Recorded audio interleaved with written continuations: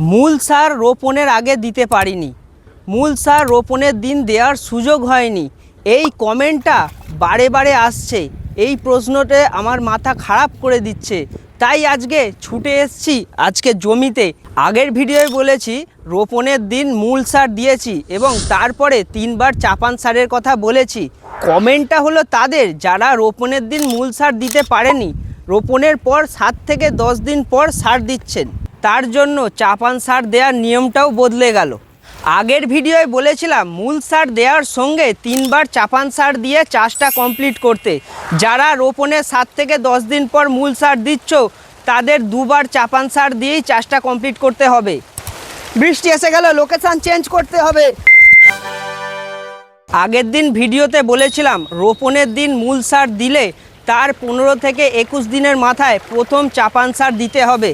কিন্তু যারা 7 থেকে 10 দিন পরে মূল সার দিচ্ছ সেই মূল সার দেওয়ার দিন থেকে 10 থেকে 12 দিনের মাথায় প্রথম চাপান সার দিতে হবে। এটা কিন্তু আমি রোপণ থেকে ধরছি না, এটা আমরা যেদিন মূল সার দেবো সেদিন থেকেই ধরছি। প্রথম চাপান আমরা 12 দিনের মাথায় দিলাম এবং পরবর্তী যে চাপান সার দেবো সেইটা ওই 12 দিনের পর থেকেই ধরতে হবে, না হলে এটা গুলিয়ে যাবে। 12 দিন পর প্রথম চাপান সারে কী কী দিতে হবে? ইউরিয়া অবশ্যই দিতে হবে, আর দিতে হবে জিঙ্ক। আগের ভিডিওয়ে আমি বলে দিয়েছিলাম ইউরিয়া দিতে হবে 400 থেকে 500 গ্রাম, কিন্তু এখন যেহেতু সময় কমে এসছে তাই সারও একটু কমিয়ে দিতে হবে, তাই এখন 300 থেকে 400 গ্রাম ইউরিয়া দিতে হবে প্রতি কাঠায়। আর যে জিঙ্কটা দেব সেটার মাপ একই থাকবে, প্রতি কাঠায় 75 থেকে 100 গ্রাম।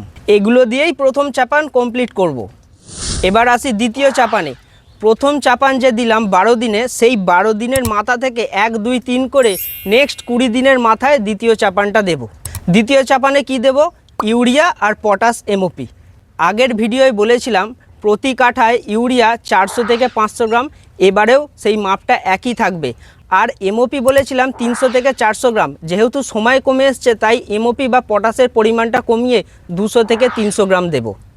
এই দ্বিতীয় চাপান দিয়ে পুরো ধান চাষের সার ব্যবস্থাপনাটা কমপ্লিট করব। এর মাঝখানে আর একটা সাধারণ প্রশ্ন থেকে যায়, সেটা হচ্ছে কাদা ঘাঁটার। সেটা কখন হবে? প্রথম চাপান সার দেওয়ার পরে এই কাদা ঘাঁটা বা নিড়ানিটা কমপ্লিট করে নিতে হবে।